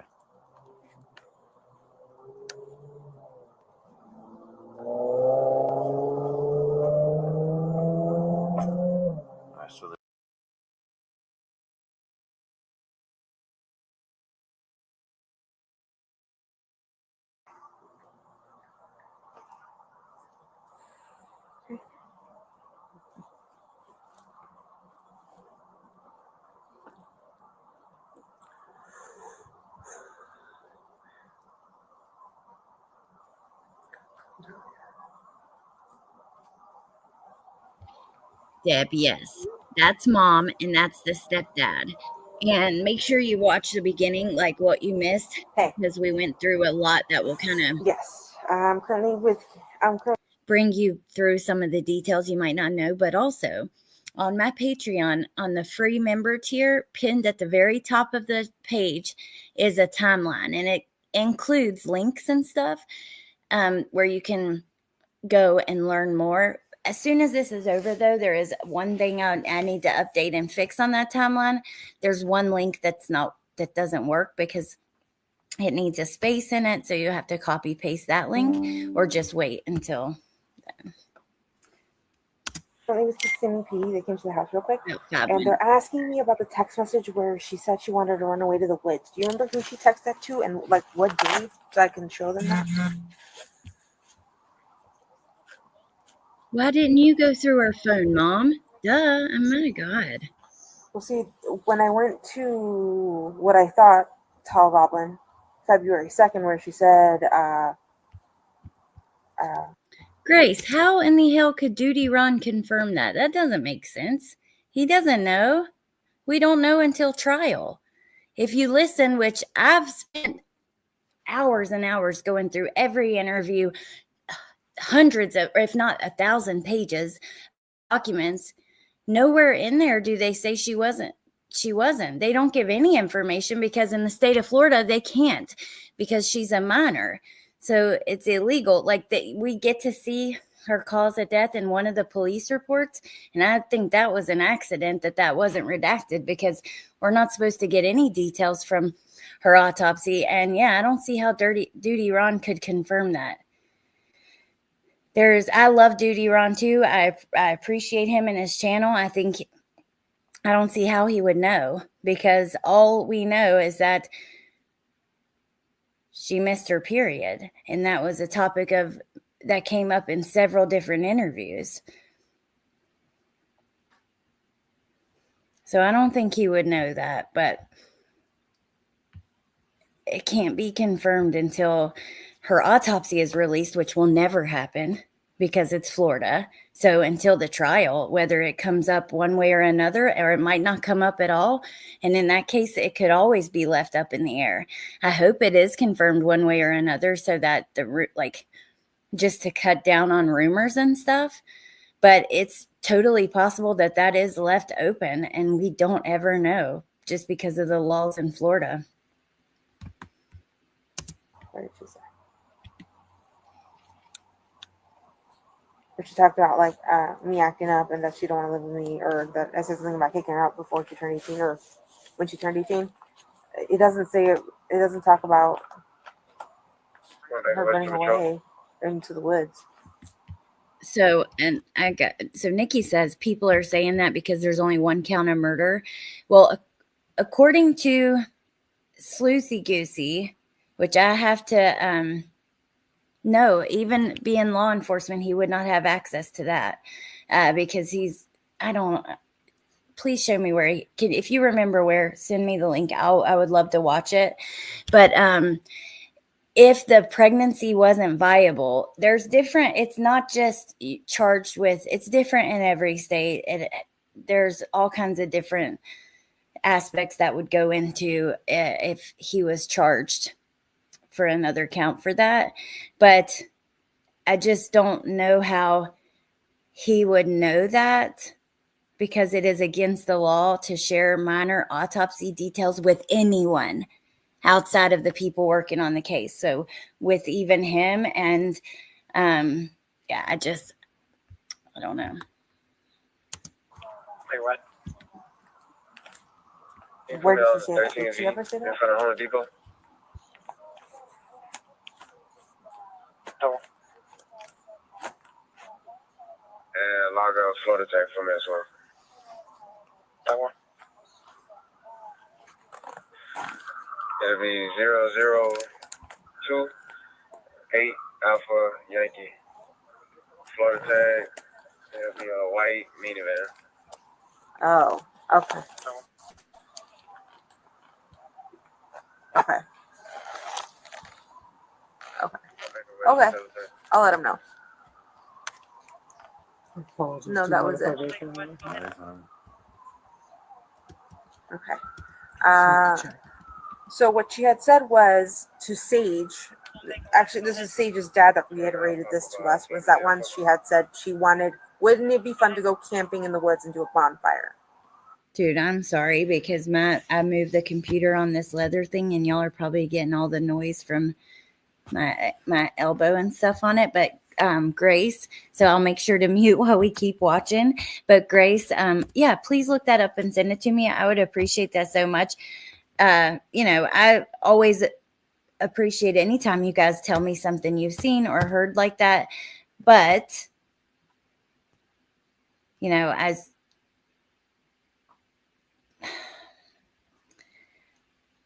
I just need to hear it for myself, but I'm not convinced that he would have a way of knowing that. But yeah, again, I do really respect and appreciate him and his channel. So nothing against him or whatever, but you know what I mean? I don't know. I would like to see it for myself. I'm not convinced that anyone would know one way or another. And I think that's something that we're really going to have to wait for trial. Even if he did say that, for me, like, even if it's somebody I respect, believe, even my best friends, like, I like to see for myself. I want to see the evidence of it. I want to see where that came from. I'm not just believing, I just think it's really smart in true crime to always see it for yourself, see the evidence, see where it came from. Like I said, even if it's a best friend who says, oh my God, I saw this and he was charged with this and they said that here was the evidence against him, I would still go, ooh, can you send me the link? Because I would love to see it for myself. So that's just kind of the way I work. And I recommend that anybody consuming true crime really press and ask for the evidence, ask for the why.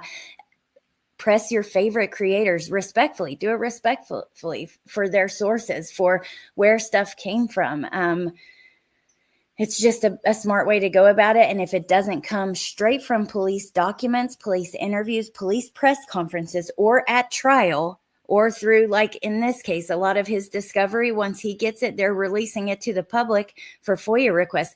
If it doesn't come from an official source, you just can't ever be sure. Even the best publications get things wrong, even the best YouTubers, even your best friends, even the most intelligent, thorough people can get things wrong. So it's just always best to ask for the source and verify and double check everything, Even when I tell you guys, please do that. That's why on my timeline that I made, I included the different sources. And if you go back through this Wade coverage and today on this video, I'll have all the videos we played linked and things like that so that you can research yourself instead of just taking my word for it or whatever. You know what I mean? Okay, sorry for the... So that's what she mentioned about being in the woods. Not that she wanted to run away in the woods. Yeah, that's not running away. And then with her text, pull up her text again. Have you guys checked her recently deleted text? I don't know how to do that. So Teach me, please. Go back, I believe, edit, show recently deleted. So 6 days, and 10. And you could just click on whatever and you can click recover and look through whatever they are. Those are all 6 days ago. I don't know if you want to. Yeah, I mean, if I do that, is it going to get lost in the mix with her other messages, or is it going to show me individual I'm not sure. I probably just shuffle it back into the list of messages. Let's try this one because we don't know who this person is. Okay. Yeah. Cover message. So then go back. You can click done. And then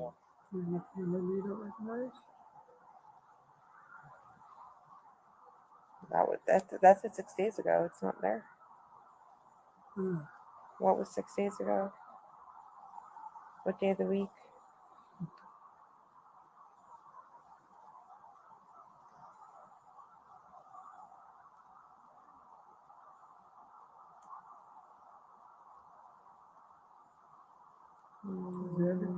This one? Deb, it's her phone. To stand there and answer those questions knowing what he did is diabolical. And he doesn't seem nervous.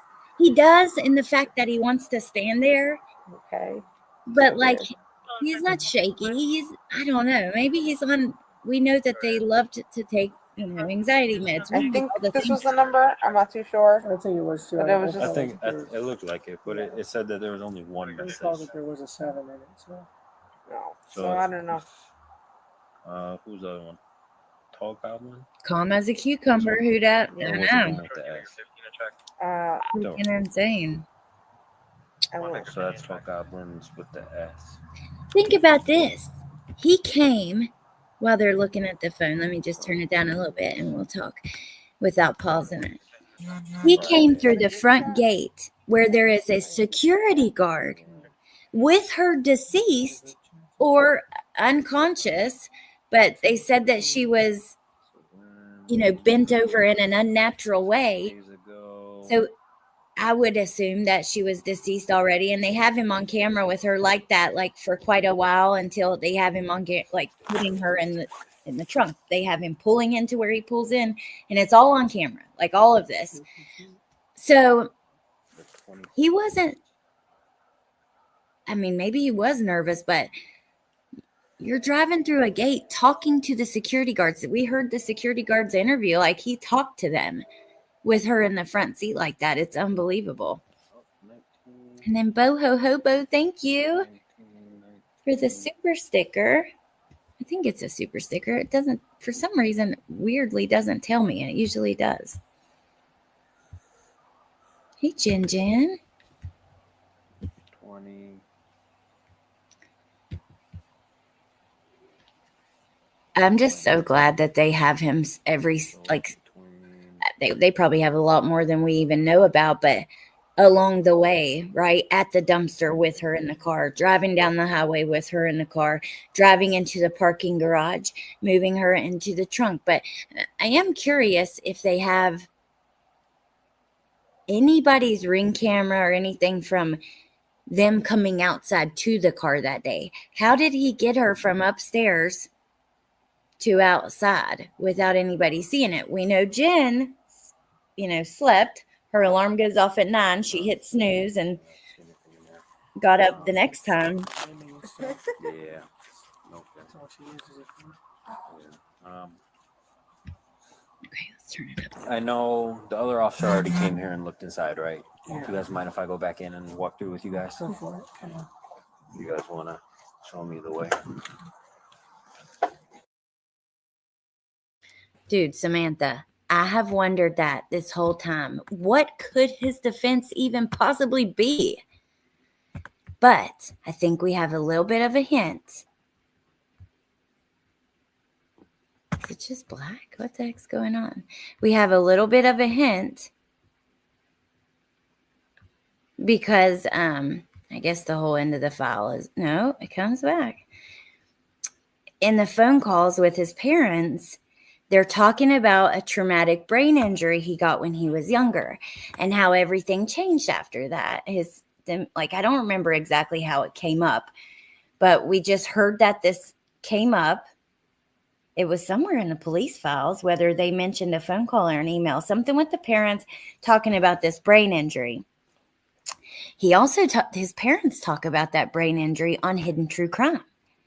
So, Diana, I agree. I think he's going to involve her too because of the emails. I don't remember what exactly he said, but you know what? I have uploaded 2 of if you look on my Patreon on the Stephan Stearns documents that I've dropped, there's a 50-page and an 80-page.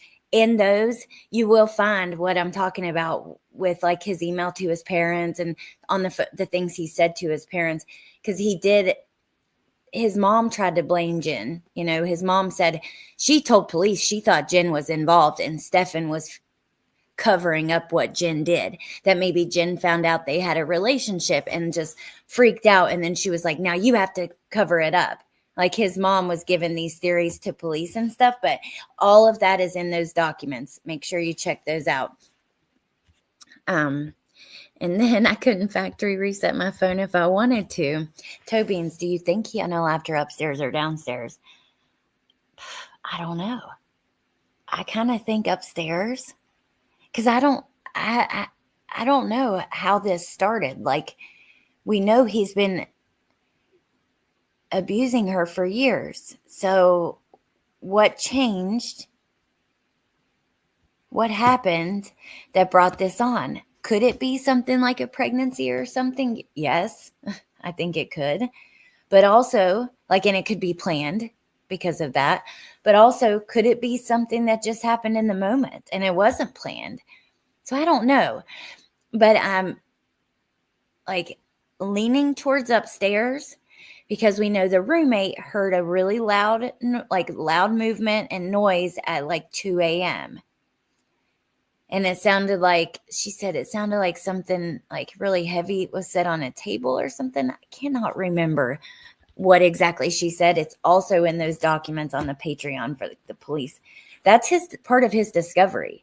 This body cam, the way that the prosecutor said that they do it there is as soon as it's on the case file, like for him to have access to it, then the public can request it and have access to it.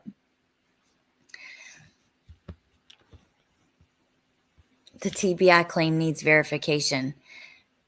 What else do they have though, but yeah, you're right. It definitely does.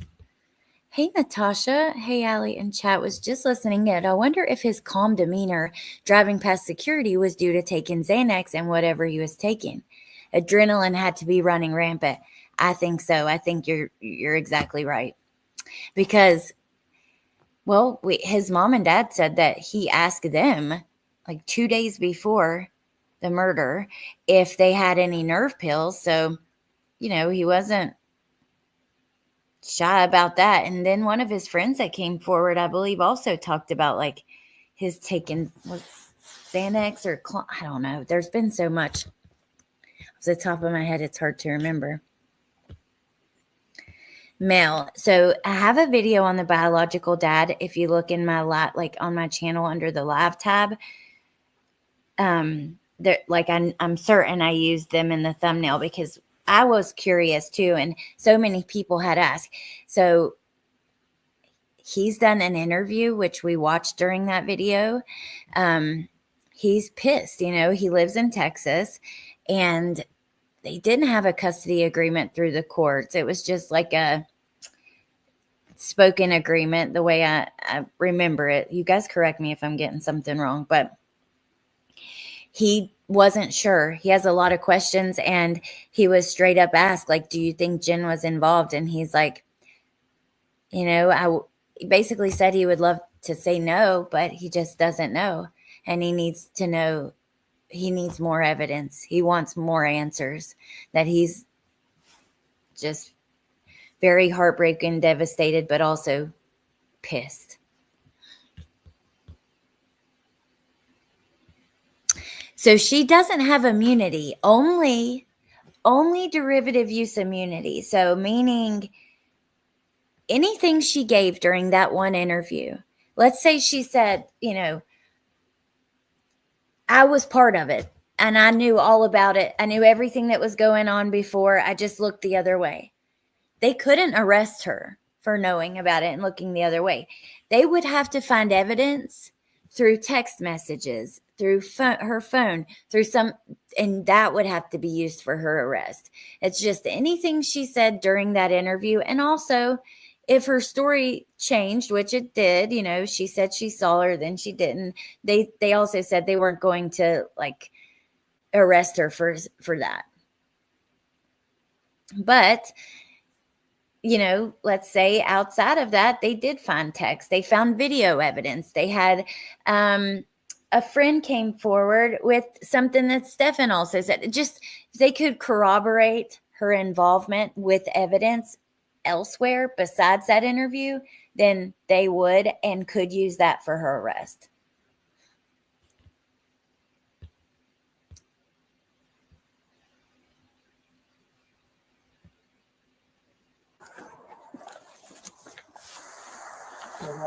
Right, Lisa Center there. That is Jennifer. Hey, Nurse Ann.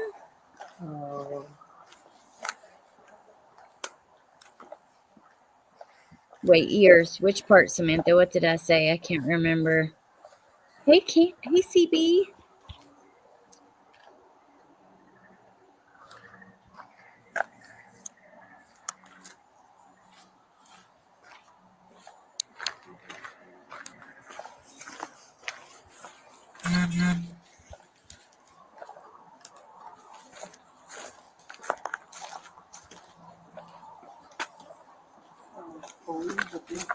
is Angelica's. This one. Yeah.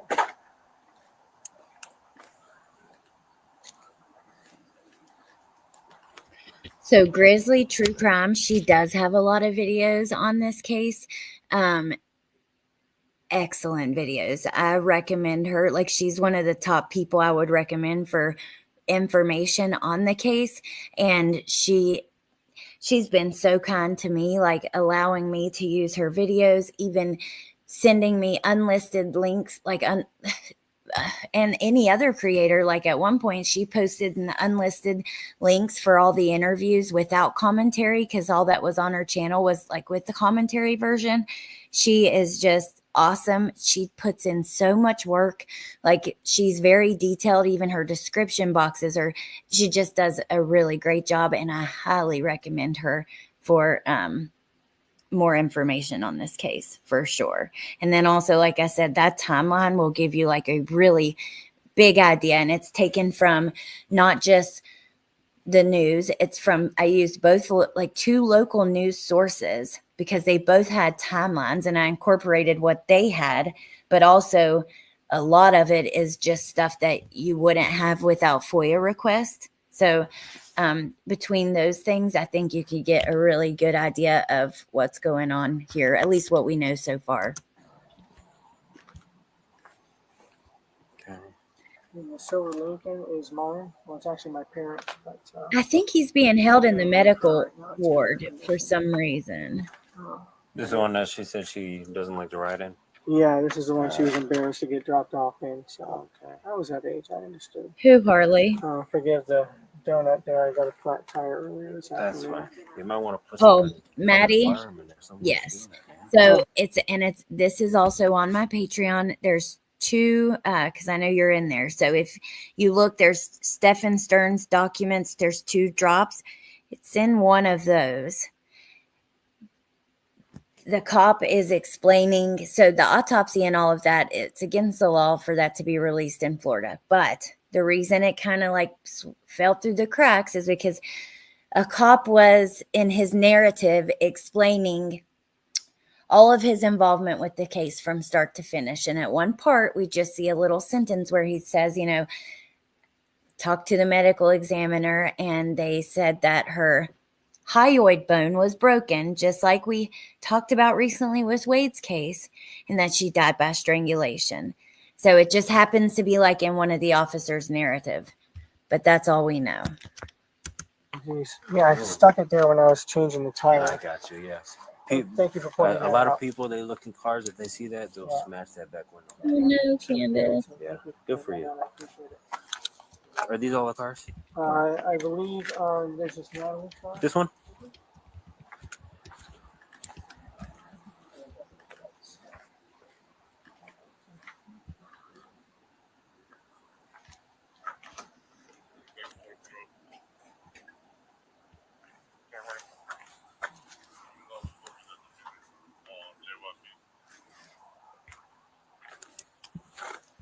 Is that all of them?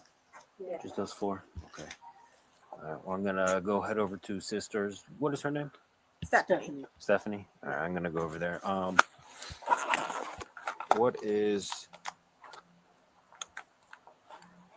What's a good phone number for you? Do we have her in the Nightbot, Grizzly? Let me see. I can't remember. Okay.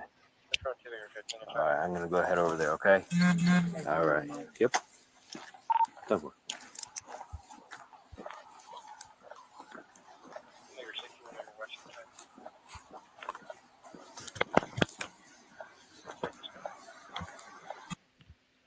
Okay, so that is it.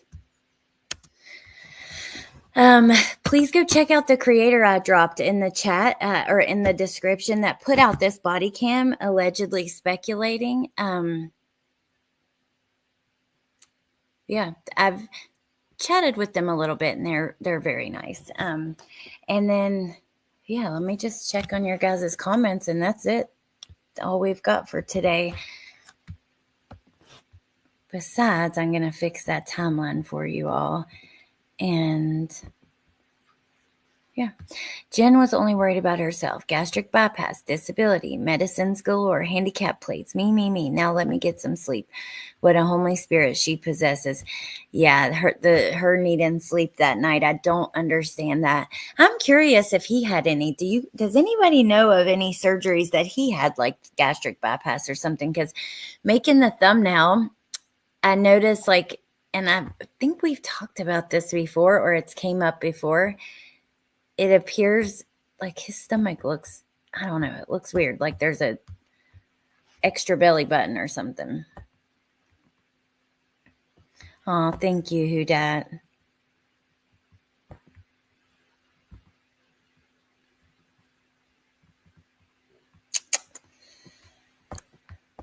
Okay, you guys. Yes, he also had the same surgery. I heard that's how they met. See, in the timeline, and that comes from her interview, she claims they met working together for Stephan's parents. Actually, we first heard that from that channel. What is his name? It starts with a G. He does really good videos on this case. But then we heard it later in the interview where Jen talks about, working at Eco Home Realty and them being best friends for a while first. That note, Teacup, the one right below your comment right here, Grish. Yes. Great channel. I really love that channel too. The videos that he's done. He also has a new video on the case. I haven't got to watch it yet. But anyway, so yeah, I'm glad we finally got to do this live because I've been wanting to do it for a bit now. Actually, since before this body cam came out. But then, like I said, it makes sense to wait a couple days or a day if we can. So next, there's a couple things I want to do. Now, with Wade's case specifically, I want to finish the calls with Mila about the crimes and finish his history. So there's a lot of it. He's got a long list of past charges and crimes that he's been part of or committed. So I definitely want to do that. But also, there's a trial coming up in like 2 weeks. I think it starts February 3rd or February 5th. Of a girl named Megan Boswell.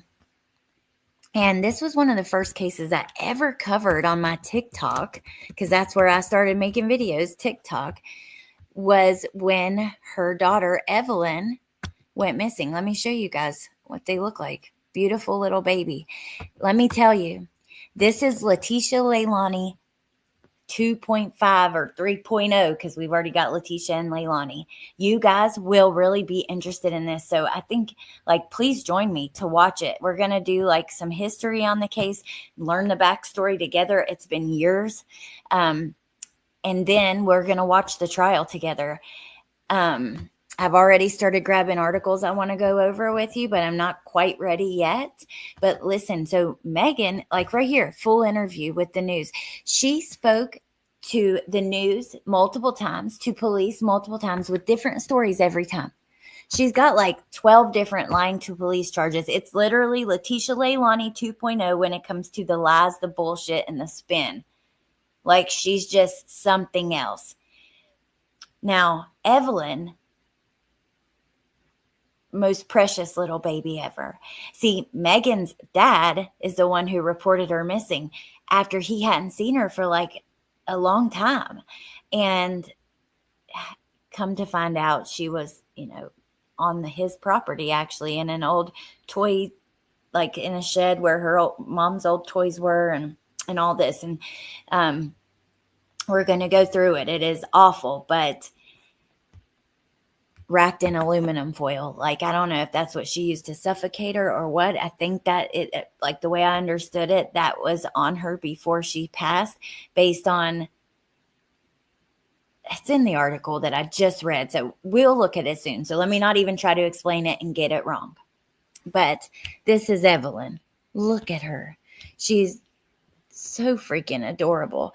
And her mom, she at one point said, my mom was watching her, or a friend of my mom was watching her. And then it was so-and-so at the trailer park. And then it was, oh my gosh, like then this friend of it spun out into this big drama because like mom's friend was arrested and we've got these other people arrested, and he's talking about she can be found, like where she's going to be found or where she's at or something, walking out. And it just happens where he said the road name was where Megan's dad lived, which is where she was found. Let me see if I can find any other pictures of Evelyn just to show you. Oh my gosh, look at her here, you guys. Yeah, here's an old article from during that time, February of 2020. So we're going to look at all this. This is just like a little, like to show you what we're going to be talking about. Megan Boswell claims her mother took Evelyn to Mendota, Virginia. Authorities say Monday night search comes up empty. So this is another, mom has her here, all the different stories she told.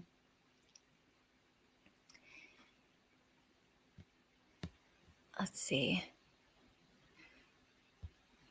I told TBI where to find her in Mendota. My mom took her to a campground in a silver camper, and if they don't go tonight, I'm going to go find her myself because I've told them and they're not really taking it seriously. And if they don't go tonight, I will go myself and get her. They're not taking me seriously. TBI isn't, because I've not fully told them. I've been like, hey, like my mom camped out in Mendota, to go check them out. But I've never been like, hey, specifically, hey, she's like in a silver camper, because my mom did threaten me, like, if I told anybody. I'm not going to get into that, but she did. This is just one of her interviews, okay, with the news. But it was just lie after lie after lie after spin after spin. And yeah, I think look at this baby. Oh my gosh. With her little pigtails right here. These big, beautiful, big blue eyes, just precious little baby. It's too bad because there are so many people who would have loved to take care of her. And I know some kids' stories can be hard for some of you guys, and I understand that, but it's something that really means a lot to me that I want to talk about. So yeah, that's going to be happening very soon. In the next, I guess we'll start talking about the case this week because trial starts in 2 weeks. So I can't believe it's finally happening either. And since TikTok is back, Tess, you guys can go find my old videos on the case. Yay, I'm glad you are looking forward to it, Neat. I remember this. I remember her 5 years ago, you guys. Like, think about it. This article, what's it, February 20th, 2020? Hold on. February 24th of 2020. That's how long this has been in the making, and I'm just so glad to finally get to a place where there's some justice for Evelyn. So, oh, Natasha, that's okay. I'm just glad that you're here when you can be, and thank you, and I hope you guys are doing all right and adjusting to your new life, After the calls with Mila about the crimes, there's one with Biodad where he tells Wade that Mila made him talk to expose him in the media. I need to listen to that then, just so I have the full picture.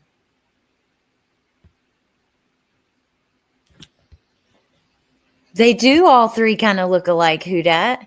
Like her, Letitia, and Leilani? Yeah, I get that.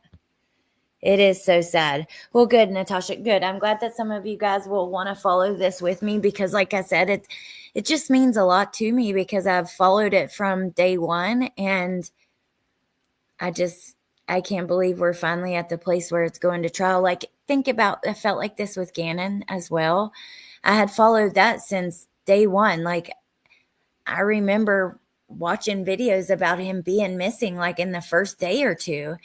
And it was Plunder, I believe, that I watched at that time that talked about it.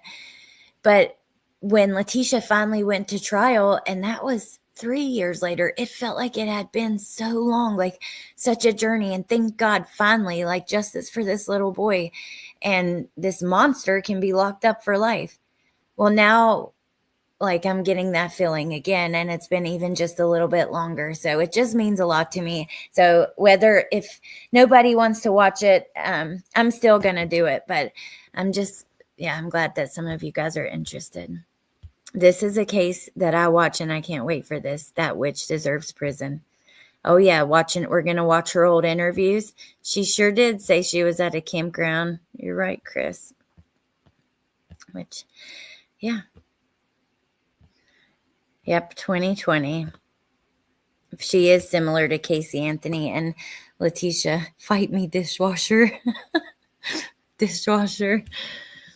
What is her defense? I don't know. Good freaking question. What could it be? The thing is, Megan's dad wanted to raise Evelyn. There was no reason to do this. Oh, and then remember Megan's little boyfriend at the time? What was his name? Hunter or I can't remember, but we're going to go back down the rabbit hole. So we'll refresh on all of this stuff.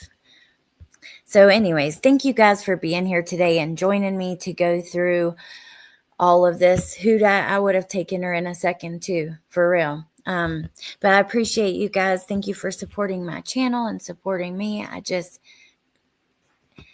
don't even have words to let you guys know how much I appreciate it. Honestly, there's no words, and I don't want to just overuse the same ones over and over. Just know that it means a lot to me, and I just appreciate you supporting me and my goals and my dreams and all of that stuff. So thank you guys, and I hope you have a lovely Sunday. I'll share. I don't know who's going live later, but if anybody does, I'll definitely share it on the community tab. And yeah, I'll talk to you guys soon. Don't forget to check out the Patreon. The free member tier is all you have to join to get access to all the different documents and the timeline and stuff. The paid one just gives you access to live streams and videos and the stuff. But it's important to me to put out that stuff free. Even though sometimes it costs money, not always does it. Like sometimes that request I just got back for Leon County for Wade, I didn't have to pay for that. It really just depends. But it's not about that. It's just because I've seen other creators sell all that stuff and sell the photos of that Maddie drew and stuff. And I want to just be able to upload it to a place that makes it free for people to have access to it. It feels wrong to to either sell them individually or make it part of a membership. It just feels wrong to me. So anyways, and last but not least, thank you to the mods. I really appreciate you as well. And I hope you guys have a lovely day. I'm going to end this because I'll say goodbye for 30 more minutes. I've already been saying goodbye for good 15, so I better go. But I'll talk to you guys soon. Bye.